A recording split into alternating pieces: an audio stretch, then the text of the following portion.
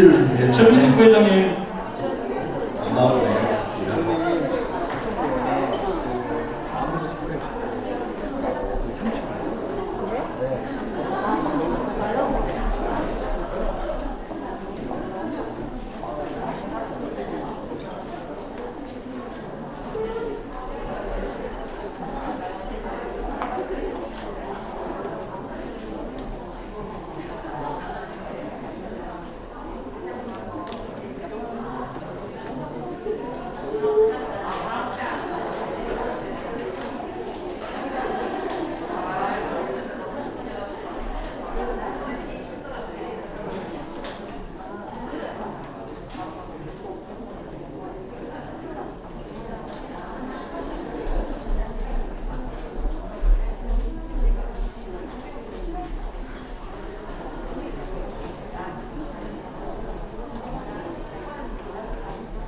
네, 어느 순간 우리가 기계의 노예가 되는 것 같아요. 그러니까 이 기계를 작동을 해야 되는데 그게 원활하게 진행이 안 되면은 자꾸 멈추게 되잖아요. 오늘 시간이 조금 많이 흘렀는데 저한테 주어진 시간 딱 15분입니다. 15분 동안 좀 더 줄여야 되겠죠? 네, 저는 일단 약속된 시간을 넘어가는 걸 별로 좋아하지 않아요. 그래서 조금 더 짧게 좀 말씀드리고 싶은데요. 평생교육사의 상가, 조금 전에 우리 그 의장님께서 축사를 하실 때도 말씀해 주셨는데요. 그 다음에 우리 추진위원장님께서도 말씀해 주셨듯이 평생교육사의 삶이라고 하는 게 녹록지가 않습니다. 녹록지가 않은 삶을 우리가 살고 있는데 그걸 어떻게 우리가 좀 들여다볼 것인가, 거기에 대해서 PPT가 넘어가질 않아요. 죄송하지만 선생님 그냥 넘겨주시면 좋을 것 같아요. 이제 시간이 없으니까. 직업에 대해서 이 평생교육사라는 자격증은 교육부에서 발간하고 있습니다. 그리고 교육부가 그러면 국가 자격증으로 평생교육사 자격증을 발행했는데 문제는 교육부가 책임지지 않아요. 그리고 그 자격증 발급 기관이 국가평생교육진흥원입니다. 거기에서 평생교육사들의 직업 문제, 처우 문제, 일자리 문제에 대해서 이야기를 하면 부평원은 늘 그런 이야기 합니다. 우리는 자격증 발급기관이지 관리기관이 아니다. 상당히 묘한 뉘앙스를 가지고 있는데요. 그래서 과연 우리 평생교육사는 국가에서 만든 자격증인데 왜 이렇게 버려진 자격증처럼 느껴질까? 이 고민이 지금 거의 20년 가까이 우리가 하고 있는 고민이기도 해요. 그래서 이런 고민들 속에서 아마 각자 도생을 지금 하고 계실 것 같아요. 이런 각자 도생을 하고 있는데 그럼 직업이란 도대체 뭐냐 이렇게 쭉 찾아보다가 되게 재밌는 글을 하나 발견했습니다.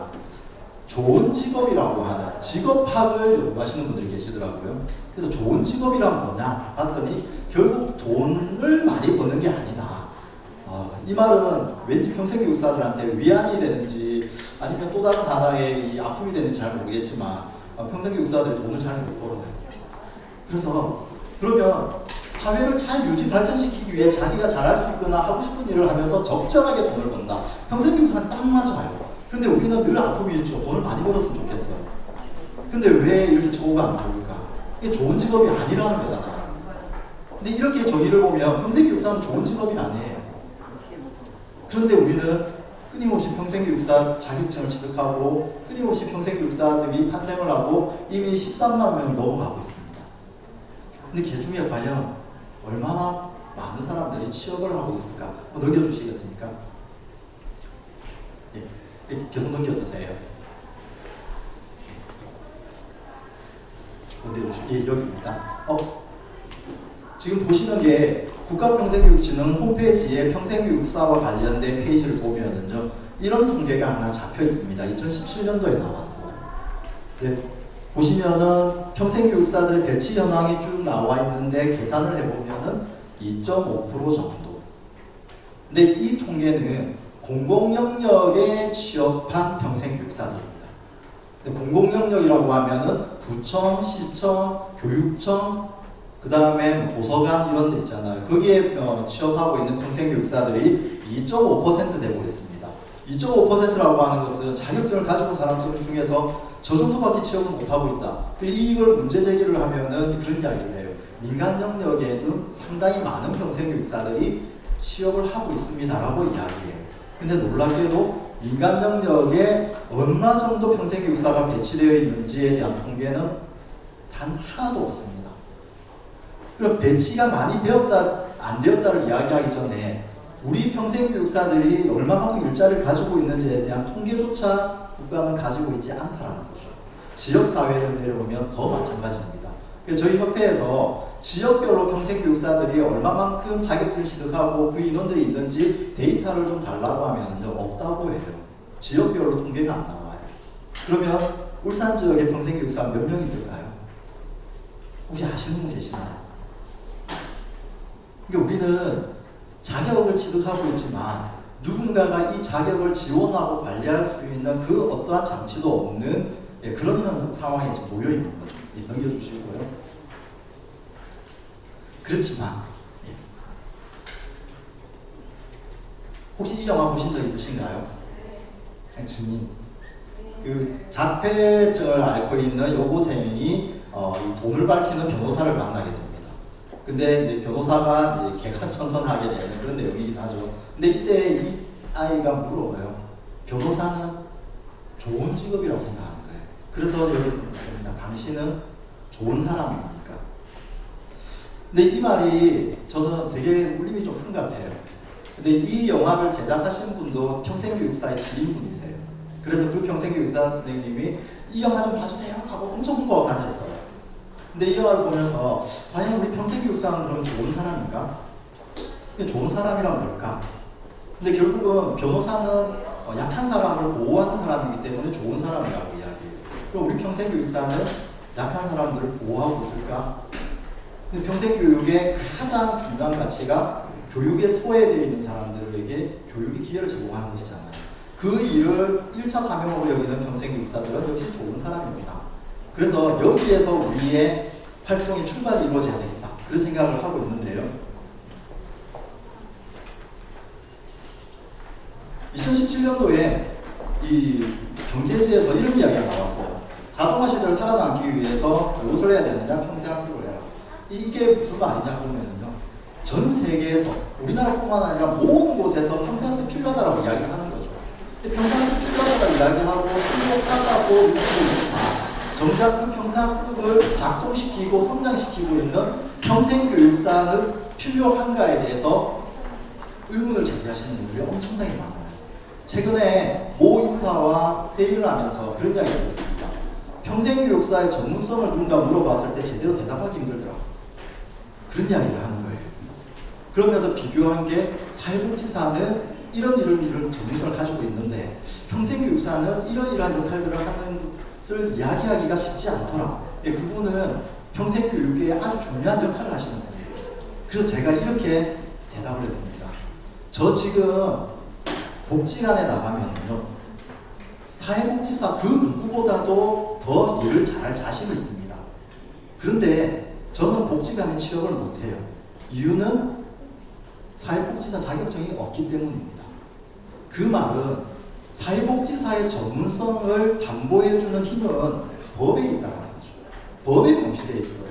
그러나 평생교육기관은 평생교육사가 아닌 사람들도 취업을 합니다. 그리고 평생교육사가 아닌 사람들이 평생교육 업무를 해요.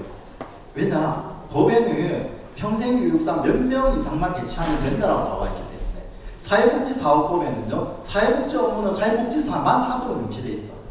그렇기 때문에 저는 사회복지관에 가서 일을 못해요. 그런데 평생교육기관은 어때요? 평생교육사가 아닌 사람들도 다 일을 하게 되는 거죠.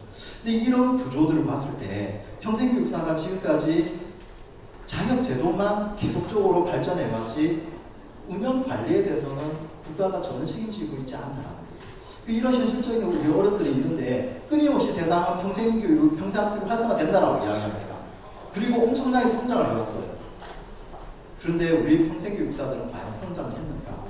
역량은 키워졌으나 처우나 제도는 여전히 20년 전하고 똑같은 현상. 이걸 우리가 어떻게 극복해야 될까?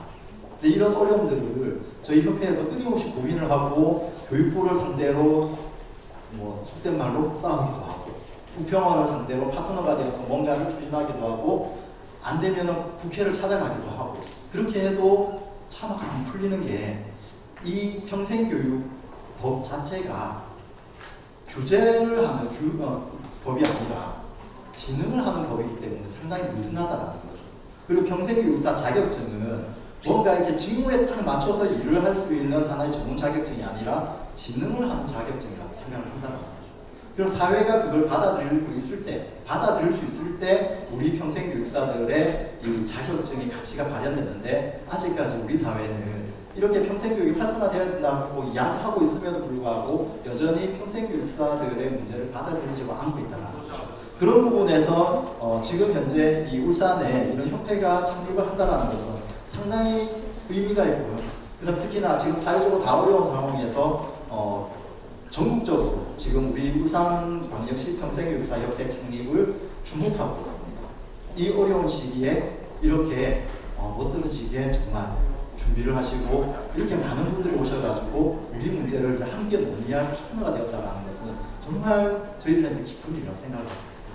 그래서 저희들이 코로나 사태와 관련해서 회원들에게 설문조사를 한 게 있습니다.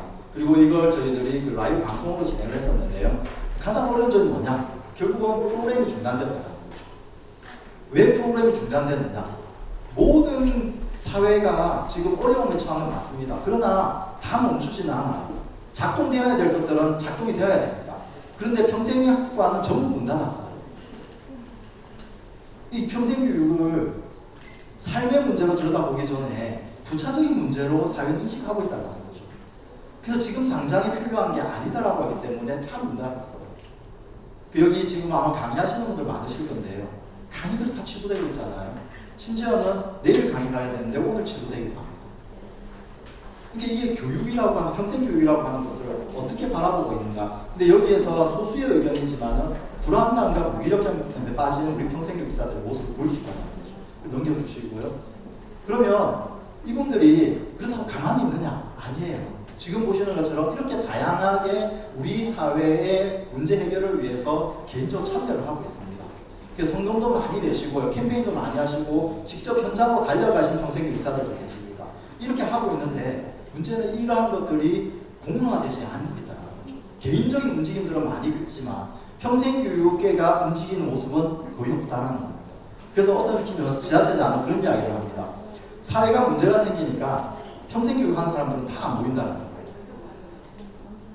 그러니까 평생교육사협회가 나서가지고 뭔가를 하고 이렇게 하는 모습이 지역사회에서 안 보인다는 이야기를 하는 거죠.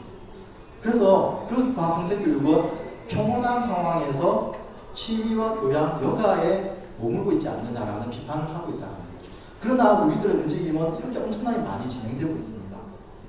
그리고 이분들이 포스트 코로나 이후에 그럼 어떻게 달라져야 되는가에 대한 이야기들도 하는데요. 결국은 비대면 평생학습이 활성화된다라고 이야기하지만 저는 이 부분은 어느 정도 우리가 적응에 대한 부분이라면 제가 고민하고 있는 부분은 소규모 공동체 활성화, 즉 지역사회에서 평생교육사들이 어떻게 소규모 공동체를 만들어갈 것인가, 여기에 우리는 조금 더 관심을 가져야 되는 거죠. 그래서 언택트를 넘어서 로컬 텍트라고 이야기하는데요. 그래서 저는 울산의 평생교육사 선생님들이 우리 마을 단위에서의 작은 학습 조직들을 만들어내고 그 속에서 우리의 고민들이 분출이 되고 그게 울산협회로 모아지고 그게 전국에 있는 협회들과 연대했을 때 우리의 이야기, 우리의 목소리가 세상 밖으로 나오지 않을까 그런 생각을 합니다. 그래서 우리 스님들이 지금 우리의 고민은 멈춰있다고 생각하시기보다는 우리가 지금 무엇을 해야 되는가 조금 더 우리 일상에 대해서 좀 들여다보고 고민해보는 시간들이 더 많이 필요하지 않을까 생각을 하고요. 그리고 협회에 바라는 점에서는 결국은 소통의 문제. 평생교육사들이 제발 교류 좀 하고 소통했으면 좋겠다. 너무 지역 곳곳에 흩어져 있다 보니까 개별적으로는 잘하고 있지만 이걸 누군가가 모아내고 공론화를 시키고 하는 그런 과정들이 많이 힘들어하고 있다는 것. 그래서 저희 한국협회에서는 이제 울산협회가 오늘 창립을 하면은요 끊임없이 지속적으로 교류할 수 있는 장을 만들어 갈 것이고, 그리고 다른 지역에서 지금 가까이 있는 대구 경북 평생교육사협회가 작년에 이제 저희와 같이 연대를 했고 이미 부산에도 협회가 있습니다. 이렇게 다양한 우리 지역사회에 있는 협회들과 함께 연대할 수 있는 우리의 그림들을 만들어 가야 되지 않을까 그런 생각을 합니다. 코로나 사태 이후에 수많은 이야기들이 쏟아져 나오고 있는데요. 평생교육계에서도 마찬가지예요. 이런 책들이 쏟아져 나옵니다. 근데 저는 이걸 보면서 긍정적인 생각과 부정적인 생각 두 가지를 가지고 있었는데요. 일단 긍정적인 생각은 뭐냐면요. 우리는 이 어려운 시기에 멈추지 않고 누군가는 이런 고민들을 하고 미래를 그림을 그리고 있다는 것은 상당히 긍정적이라는 거죠. 그래서 결코 우리는 멈추지 않았다는 것을 끊임없이 이렇게 만들어내고 있는데요. 이런 사회에 대해서 너무 우리가 또 두려워할 필요가 있을까라는 생각도 하게 되면서 아무튼 우리가 생각하는 평생교육의 큰 그림 속에 우리 이 사회가 어려워졌다고 해서 그걸 멈추어서 바라보기보다는 새로운 대안을 찾아나가는 그 발빠른 움직임들, 그 학습관에 있는 평생교육사들을 만나면요, 프로그램은 작동되지 않고 있지만 평생교육사들은 여전히 바쁘다는 거죠. 왜 바쁘냐? 이제 학습관이 열리게 만드는 방법을 찾아야 된다. 그게 언택트 러닝이 될 수도 있고 온택트 러닝이 될 수도 있고 어떤 분은 핫택트라고 하더라고요. 마음의 이제 만남도 있어야 되고 로컬 텍트. 이런 고민들을 끊임없이 누군가는 하고 있고 그 중심에 우리 평생교육사가 있다는 것은 우리 사회가 여전히 미래가 밝지 않을까 그런 생각을 합니다. 근데 이 역할들을 개별적으로 하시기보다는 이제는 울산 지역에 이런 큰 우산이 생기셨으니까 우리 울산협회 차원에서 이걸 풀어나가시고 저희 한국평생교육사협회와 끊임없이 소통해 나가는 과정들을 만들어 가셨으면 좋겠습니다. 평생교육사의 현실은 어렵습니다. 미래는 잘 모릅니다. 그러나 함께하는 우리 평생교육사들이 있다라면 그 모르는 미래도 우리가 헤쳐나갈 수 있지 않을까.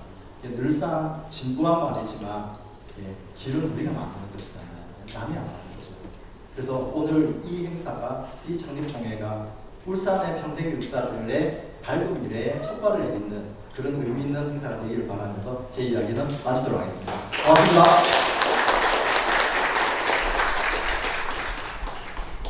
네, 한국평생교육사협회 전하영 회장님께서 평생교육사들의 삶과 암이라는 주제로 강의를 특강을 해주셨습니다. 감사의 박수 한번 부탁드리겠습니다. 고맙습니다.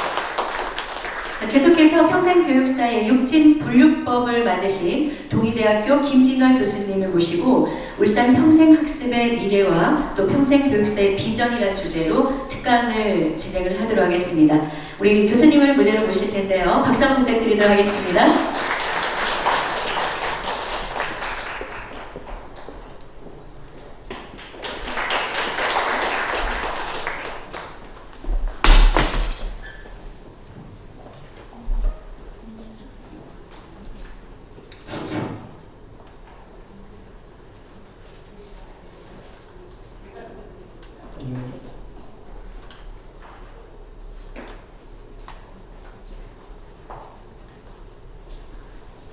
네, 방금 소개받은 동의대학교의 김진아 교수라고 합니다. 만나서 반갑습니다. 어떤 행사를 하든지 다 자신의 달란트대로 하는 역할이 있는 것 같습니다. 저도 여기 계속 처음에 앉아서 계속 쭉 앉아 있는데 나는 무슨 역할을 하면 좋을까? 그런 생각을 좀 하게 됐습니다. 그 많은 분들 이야기를 들으면서 저는 이제 대학에서 교수로 있으면서 또 평생교육사를 양성하는 입장에서 내가 어떤 그 입장을 취하고 어떤 전점을 보여야 될 건지를 생각을 좀 하는 시간이었습니다. 먼저 제가 저는 어떤 역할을 하면 좋겠는지 생각을 해보니까 오늘 울산광역시의 평생교육사 창립총회가 열리는데 먼저 축하드리고 또 앞으로 잘 될 거라는 생각을 가지고 있고 또 그렇게 되리라고 확신합니다. 여러분들을 응원합니다. 그래서 제가 제가 할 수 있는 역할은 평생교육사에게 역할을 주고 책무를 주고 하는 것보다는 어떤 상상력을 갖게 하는가. 나는 내 소신은 이거라고 생각을 하게 됩니다. 그래서 그 상상력의 출발에 제가 여기 그 PPT 자료에 보게 되면 I'm Still Learning이라는 미켈란젤로의 그 이야기입니다. 이 동판이 있는데 그걸 돈 주고 살 수 있어요. 동판이 있는데 미켈란젤로가 87세 때 친구에게 한 이야기입니다. 친구에게 한 이야기입니다. 난 아직도 학습 중이다. 왜 그렇게 사느냐 라고 말하니까 나는 아직도 학습 중이다. 이렇게. 이게 뭐 1000년이 넘는 세월이 흘렀지만 지금 여기 와서 이 말을 되새겨 볼 때 그때와 지금은 다릅니다. 미켈란젤로 시대에는 미켈란젤로 특별한 사람만이 학습을 했을 겁니다. 그러나 지금 21세기 현대에 와서는 미켈란젤로와 같은 모든 사람들이 다 학습이 대중화되어 있는 시대에 살고 있습니다. 그래서 오늘 울산 평생교육사 여러분들에게 평생학습의 상상력을 갖도록 하기 위해서 몇 가지 말씀을 드리도록 하겠습니다. 넘겨주시죠. 네. 제가 넘길 수 있네요. 좋습니다. 제가 아마 여러분들 어떤 안경을 좋아하십니까? 한번 마음속으로 한번 간직해 보시죠. 네, 옆에 계신 분한테 말씀을 하셔도 되고. 자, 여러분들이 선택한 이 안경에는 의미가 있습니다. 의미가 있습니다. 여러분들은 어떤 장점을 가지고 있습니까? 아마 어떤 분은 이번 코로나 사태처럼 돌발 상황이나 위기 대처에 능력 있고 관심 있는 분이 있을 겁니다. 어떤 분은 새로운 기회를 찾고 새로운 기획해내는 것들을 전략적으로 하는 분도 있을 겁니다. 울산광역시 평생교육사 여러분들도 역할이 분명히 다 있을 겁니다. 어떤 역할을 하느냐? 초록색인가, 파란색인가, 빨간색인가, 노란색인가, 보라색인가? 여러분들이 아마 역할이 있을 거라는 생각입니다. 모든 분들이 다 그런 역할들이 있을 때 울산의 평생교육사협회의 미래는 밝을 것이고 또 시민들이 그와 같은 수혜를 입을 것이라고 생각합니다. 우리 상상을 해봐야 됩니다. 우리는 여기서 지금 제가 울산에 오면서 한번 생각을 해봤어요. 10년 동안 울산에서 가장 큰 변화가 무엇이었을까? 제가 내린 답은 뭐였냐면 KTX가 통과하고 해운대에서 포항까지 고속도로가 뚫리고 그 다음에 태화강에 동구까지 연결되는 울산대교가 뚫린 거. 10년 동안 이게 제일 큰 것 같아요. 물론 내부에서 많은 변화가 있었을 겁니다. 위기도 있었을 거고 어렵습니다. 그러나 시대는 내부에서 기획한 대로 되지 않는다는 생각이 듭니다. 자꾸 시대는 바로 외부의 흐름 속에 영향을 받을 수밖에 없다는 생각이 듭니다. 울산도 그런 큰 아마 외부의 흐름과 영향을 받게 되는데 바로 여기 지금에서 넥스트 다음을 생각하는 분명한 시기인 것 같습니다. 행정도 이렇게 현재에서 미래를 생각하고 행정만 하는 게 아니라 무수히 많은 시민들도 생각하고 있을 겁니다. 미래를 생각할 겁니다. 코로나 때문에 강좌가 없어져서 힘들어했을지 모르지만 시민들은 그래도 지식을 가까이 하는, 지식을 더 가까이 하는 삶을 살아가기도 했을 것입니다. 그래서 바로 평생학습은 시민의, 국민의 심장박동이다.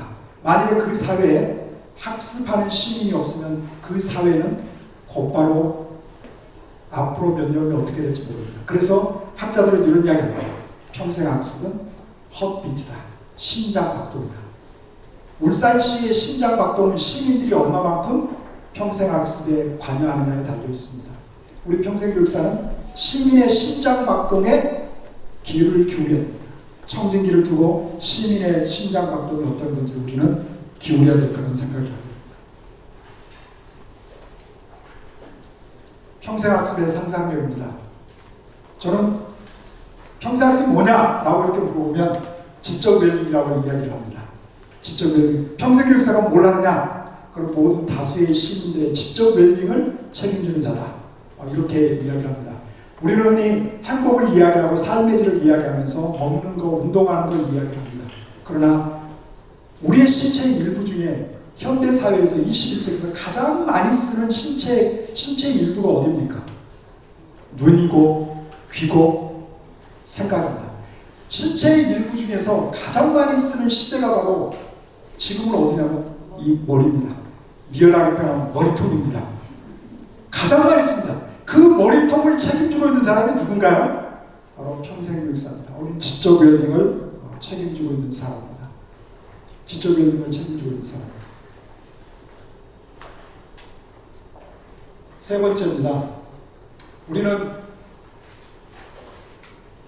지식정보 사회를 이야기하면서 우리는 지식정보, 아마 머릿속에 떠오르는 대부분 정보를 떠오를 겁니다. 미디어를 떠오를 겁니다. 그러나 중요한 건 미디어 정보가 중요한 게 아니라 지식이 중요합니다. 우리 한자에 이런 말이 있어요. 귀빈석, 존빈석이라는 말이 있어요. 존엄한 분, 그러면 존엄, 귀한 분. 바로 뭐냐면 지식적, 앞에 한자도 순서가 있어요. 지식 정보하면 무엇이 중요한 거예요? 지식이라는 겁니다. 지식이 중요합니다. 그런데 이 지식이 과거에는 국가에서 통제하고 국가에서 조절할 수 있었어요. 학교 선생님도 어때요? 표시 교육 과목 있죠? 그 지식 특정 영역의 지식에 능통한 사람을 교사로 임명했어요. 그런 시대가 아닙니다. 누구나 가르칠 수 있고 누구나 지식을 만들어서 생성을 해서 누구나 전달할 수 있는 그런 시대인 겁니다. AI가 뭡니까? IT에서 AI로 바뀌었습니다. 그 지식을 교사가 전달하지 않고 강사가 전달하지 않고 AI가 곧바로 어때요? 우리 학습자들에게 지식을 서비스해주는 시대인 겁니다. 그런 시대에 우리 평생교육사는 무엇을 할 것인가? 평생교육사는 생애 지식을 필요로 합니다. 모든 시민들. 정보사회에서 지식사회로 전전됐습니다. 평생학습을 이야기하면서 지식사회를 기본 전제로 깔지 않고 소외계층, 그 다음에 공동체 이런 이야기 아무런 소용이 없습니다. 바로 지식사회의 모든 사람에게 생애 지식을 필요합니다. 제가 최근에 재밌는 지식의 용어를 들었어요. 지키세. 지키세가 뭐냐니까 제가 거래하는 은행에 표가 그래요. 지키세요. 지금부터 키워야 할 세금 지식이 바로 뭐냐면 지키세요. 그래서 야 이거 이름 잘 지었다. 바로 이게 뭐예요? 모든 영역에 우리에게 필요한 상위 지식이 존재한다고 하는 겁니다. 시민들은 바로 그와 같은 그런 상위 지식을 갈망을 하고 있습니다. 그래서 평생교육사는 시민을 위한 상위 지식 서비스를 어떻게 제공할 것인가에 대해서 지속적으로 고민을 해야 될 것입니다. 평생학습의 상상력입니다. 우리는 인생을 이야기하고 생애를 이야기하고 평생을 이야기하고 생활을 이야기합니다. 이 모든 네 개의 영역 속에서 평생학습은 정말 중요합니다. 평생교육을 이야기하면서 한국에서는 평생이라고 번역하지만 일본에서는 생이라고 번역하고 중국에서는 종신이라고 번역합니다. 어떤 사람은 한평생이고 어떤 사람은 전생이고 어떤 사람은 윤종신이고 윤종신이 아니라고요. 지금부터 모든 시민들이 바로 평생학습을 갈망하는 그런 시대입니다. 우리는 음식을 먹을 때 음식을 이름을 모르더라도 우리는 그게 맛있다는 걸 알고 있습니다. 설사 그것이 평생교육이 평생학습을 모른다 할지라도 시민들은 이미 평생학습과 평생교육에 젖어들고 있습니다.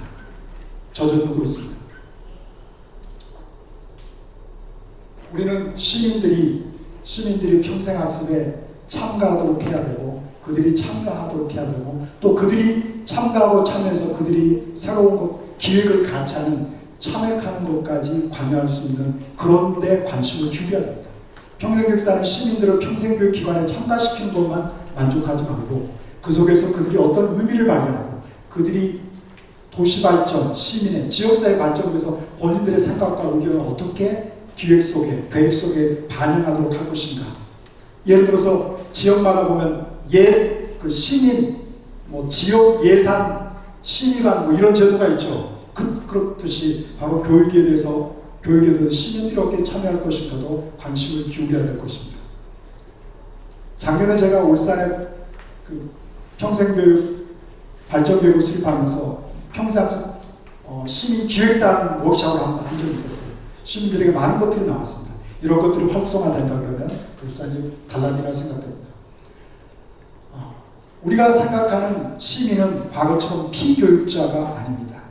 시민들은 과거에는 국민이었고 국민 이전에는 뭐였었죠? 백성이었습니다. 백성이었던 사람은 국민이 되고 국민이었던 사람이 시민이 되고 공민이 되고 민주시민이 되고 학습시민이 되고 지식시민으로 바뀌어갑니다. 지금 한국 사회에 지금 불나게 걸려 있어요. 민주시민, 모든 시민의 최고의 가치가 민주라고 생각합니다. 그러나 민주시민 이후에 새로운 버전이 도래하고 있는데 여전히 민주에 갇혀 있습니다.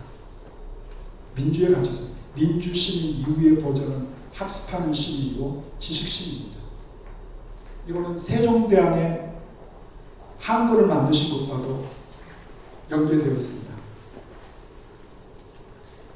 평생교육사는 바로 모든 시민이 학습하는 시민, 지식시민으로 성장하고 할 수 있도록 지원 정책을 많은데 구상을 해야 될 것입니다.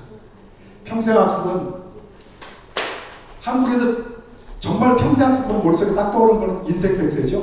고령사회. 이야기를 하는데 우리가 여기서 한번 눈여겨볼 필요가 있습니다. 제가 이 한자를 발견하고 나서 내가 얼마나 기뻤는지 몰라요. 우리가 빛을 뜻한다고 할 때 이런 이야기 있습니다. 젊어서 배움을 좋아하는 것은 막 떠오르는 태양과 같고 작년에 호학하는 것은 중천에 뜬 햇빛과 같으며 늙어서 호학하는 것은 저녁에 촛불을 밝히는 것과 같다. 촛불을 밝히고 가는 것이 어찌 캄캄한 길을 가는 것과 같지 않을까. 여기서 중요한 게 있습니다. 우리 빛을 뜻할 때 빛광자가 있죠. 변양자가 있습니다. 변양자가 있고 빛광자가 있고 밝은 명자가 있어요. 그런데 우리가 놓치고 있는 게 있습니다. 뭐냐면 밝힌 명이라는 한자가 있어요. 노년기 때 배움도 어때요? 그 촛불이지만 그 촛불이 노년기를 정말 환하게 밝혀준 겁니다. 바로 평생학습은 사람을 빛나게 합니다. 사람을 빛나게 합니다. 개인을 빛나게 하고 소집단, 가정을 빛나게 하고 집단을 빛나게 하는 겁니다. 그래서 평생교육사 우리는 바로 뭐냐면 변양, 양, 그 다음에 빛광, 그 다음에 밝은 명, 밝힌 명, 이 네 가지의 역할을 어떻게 우리가 시민들에게 잘 만들어줄 건가를 계속 고민을 해야 되리라는 생각이 듭니다. 심지어는 미국에서는 우리 아이를 평생 학습자로 키우는 게 교육 목표예요. 바로 이런 상상 속에서 평생 학습을 이야기하면서 배움이라는 행위만을 자꾸 이야기하는 건 한계가 있습니다. 바로 배울 때 뭘 배우죠? 먹을 때 뭘 먹죠? 먹을 때 먹는 건 바로 그냥 음식이죠. 먹는 행위만 있는 게 아니라 먹는 것이 있다고 하는 거죠. 그 것이 바로 뭐겠어요? 지식입니다. 인간은 지식을 먹고 지식을 배우면서 생각하고 행동하고 판단합니다. 바로 그런데 현대사회에 이 지식의 양이 많아지고 또 지식의 개방성이 넓어지면서 평생학습은 필연적으로 존재할 수 없습니다.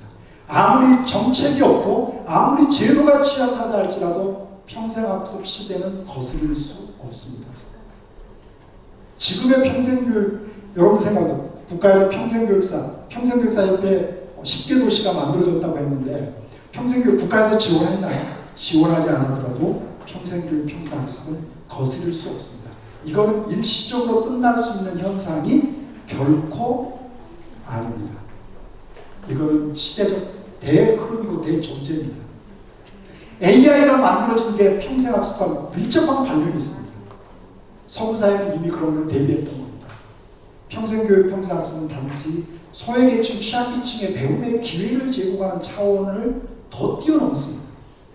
이거는 거스를 수 없는 시대의 대변형입니다.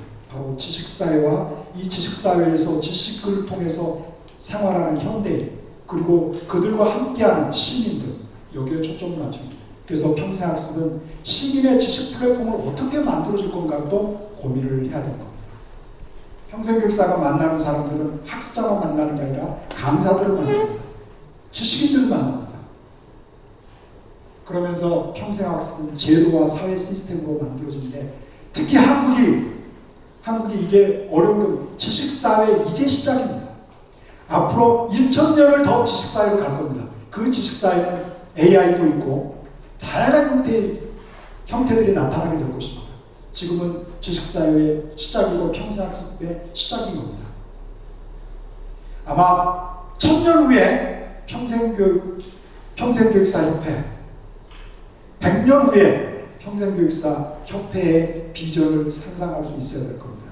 어느 마을에 갔더니 100년 계획을 수립하는 마을이 있었습니다. 그 마을이 다 사라질 것 같은데 100년 계획을 세웠습니다. 평생교육사도 100년 계획을 세우는 그런 일이 있을 겁니다. 우리는 교육과 평생교육과 평생학습을 이야기합니다. 제가 어제 자료를 찾으면서 그 터키에 있는 사람이 바로 평생교육과 평생학습의 차이점을 분석해서 학교교육과 이걸 하는 걸 봤는데 분명히 차이가 있으면서 변화되고 있습니다. 평생학습은 교육적 경로를 받고 있습니다. 교육적. 어떤 분이 이제 저를 소개하면서 육중분류 이렇게 이야기했는데 저는 그거 분류의 거보다 이거를 평생교육적 인생 경로로 이야기를 하고 있습니다. 이 자료는 제가 PPT 있으니까 얼마든지 이렇게 가져가셔도 괜찮습니다. 달라고 하십시오. 자, 그래서 시민을 위한 평생교육적 인생 경로를 어떻게 제공해 줄 수 있을 건가? 제공해 줄 수 있을 건가? 이건 정말 중요합니다. 우리는 지금 평생교육사 역할 중에서 시민들의 평생교육적 생애 경로를 어떻게 만들어줄 건가도 지금 그런 찾아도 지금 만들지 못하고 있는데 우리가 그런 것도 관심을 기울여야 된다고 생각됩니다. 여러분들 우리 주위에서 평생학습에 참여하고 있는 시민들은 몇 %일까요? 몇 % 있을까요? 흔히 이런 이야기 합니다. 학습자라는 말이면 되죠. 앞에 왜 평생이라는 말을 붙냐고. 여러분 틀립니다. 학습자와 평생 학습자는 틀립니다. 평생 학습자는 그냥 교실에 앉아 있는 거예요. 자기 행사로 참여한 사람들. 평생 학습자는 생활 속에서 일상적으로 학습까지 가능한 사람. 그러나 적대적 학습자, 무관심 평생 학습자들이 존재합니다. 그런 시민들도 어떻게 평생 학습으로 관여하도록 하고 참가할 건가를 고민을 해야 됩니다. 그런데 평생 이런 거는 정책은 통계에 물어봐야 되는데 평생교육사의 데이터가 없다라고 이야기했는데 또 시민 중에 평생학습에 참여하지 않는 사람 몇 %인가에 대한 통계 데이터도 부족합니다.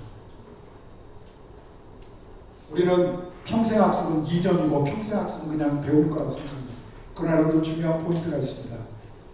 평생학습은 한 개인의 시대적 역량입니다. 시대적 의지이고 시대적 역량이에요. 과거에 처음에는 이념으로 시작됐고 정책 목표로 시작됐지만 이거는 이념에서 역량으로 이제는 파워로 변하고 있습니다. 학습에 참여하는 사람은 역량을 갖추고 자신의 삶의 파워를 갖고 관계의 파워를 가지게 되고 자신의 성취의 파워를 갖게 되는 겁니다. 바로 평생교육사는 시민들에게 이런 역량과 파워를 가질 수 있도록 지원해야 될 것입니다. 우리는 흔히 이런 이야기를 합니다. 4차 산업혁명이 무슨 평생학습과 관련, 평생학습은 교양인데 평생학습이 무슨 4차 산업에 관여하도록 할 것. 그거는 너무 편협된 생각이죠. 이런 이야기가 있습니다. 한국 사회에서 4차 산업혁명을 이야기하면서 STI, Scientific Technology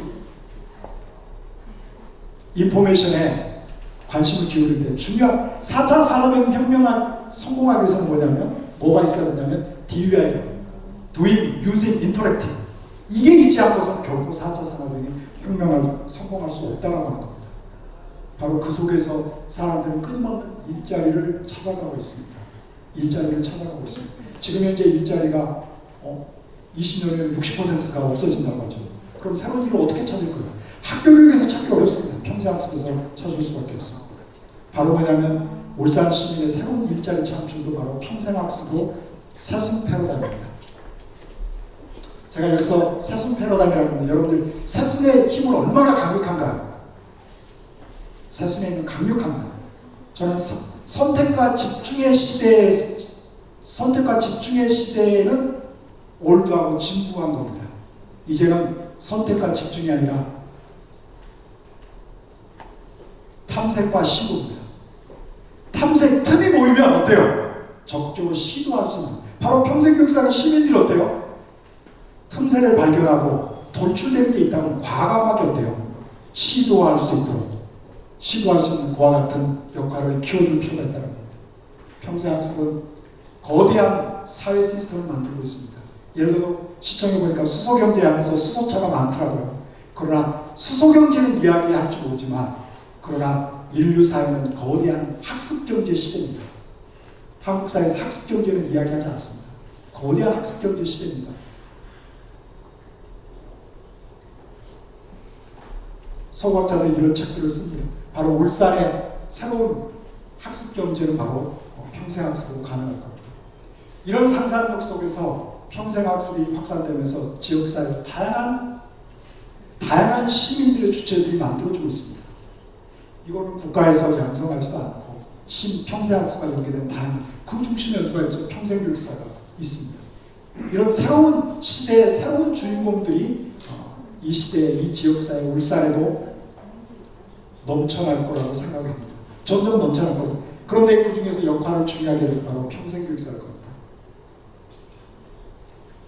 우리는 여러분들 생각해, 제가 한 두 달 전에 한 3주 전에 온양읍에 갔었어요. 온양읍에 갔는데 이렇게 돼 있어요. 행정복합센터라는 건물, 큰 건물이 있고 왼편이 이렇게 되고 오른편에 갔더니 복합센터가 행정복지센터, 문화복지센터라고 돼 있어요. 시민한테 물어봤어요.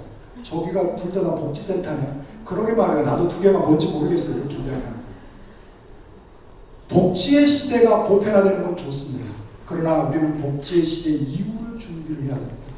바로 거기는 학습문화센터였으면 좋겠어요. 학습문화센터였으면 좋겠어요. 이런 말씀드려요. 사회복지하고 평생학습이 뭐냐? 사회복지는 공동체와 나눔의 욕구를 충족시키는 거예요. 그러나 평생학습은 성장의 가치, 혁신의 가치를 중요시합니다. 바로 마슬로우 욕구 사다리에 보게 되면 물리적 환경, 사회적 환경이 있는데 그 차상위 계층의 환경은 바로 뭐냐면 학습 환경입니다. 여러분들 스마트폰, AI에 학습 환경이 구축되고 있습니다. 어마어마한 거대한 학습 환경이 구축되고 있습니다. 왜 구축되나요? 시민들이 바로 인지적 욕구, 배움의 욕구를 충족시키면서 사람이 그와 같은 삶의 동력과 지역사회와 지역의 성장을 촉진하면서 잘 살고 있을 겁니다. 바로 뭐냐면 제가 고민을 했어요. 평생학습을 하면서 제일 문제가 되는 거예요. 도서관하고 복지관하고 평생교육이 어떻게 틀리냐. 갈 때마다 행정가들이 물어봐요. 그래서 제가 답을 찾은 건데 뭐냐면 이런 이야기 있어요.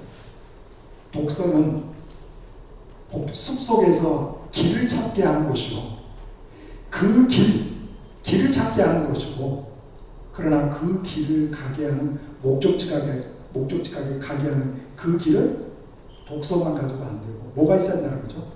배움과 행위가 있어야 된다는 거죠. 호학이 있지 않고서는 갈 수가 없어요. 빌 게이츠가 집 옆에 도서관이 있어서 오늘날에 빌 게이츠가 탄생했다고 이렇게 대대적으로 도서 이쪽에서는 홍보를 하죠. 결코 책만 읽어서 그 목적에 갈 수가 없습니다. 반드시 뭐가 있어야 되는 거예요? 배움의 에너지, 배움의 힘. 함께 배우면서 가지 않고서는 어때요? 할 수가 없습니다.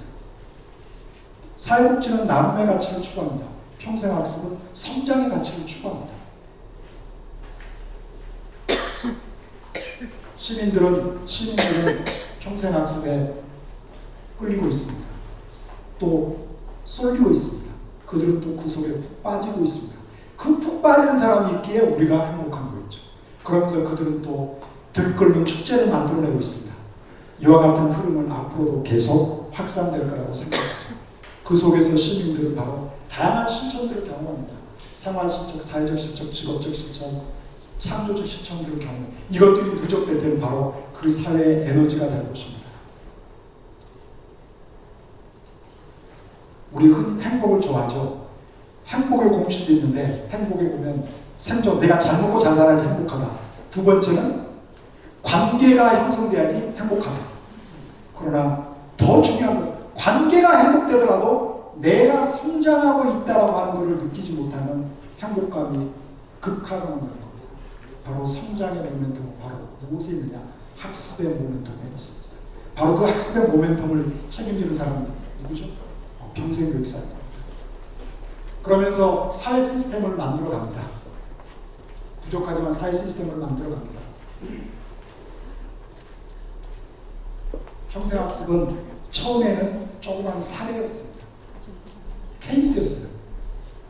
그러나 어느 순간 그게 필드 현장이 됐어요. 이제는 전국의 평생학습도시를 만들어지면서 이미 섹터가 만들어졌어요. 아마 이제 모든 지자체가 다 만들면 하나의 안정적인 체제가 만들어질 겁니다. 이렇게 사회는 형성되고 발전되고 확산되는 체제로 갈 것입니다. 그 흐름 속에서 울산광역시 평생교육사협회도 어느 시점에 지금 기여할 일이 있어서 할 거라는 생각이 듭니다. 여러분들 다 학습을 하실 겁니다. 학습을 하면 어때요? 학식이 생깁니다. 학식이 생기면 내가 내 삶과 내 지역과 내 이웃에 물음을 던질 겁니다. 학문을 할 겁니다. 그러면서 그 문제를 해결해 나갈 것입니다.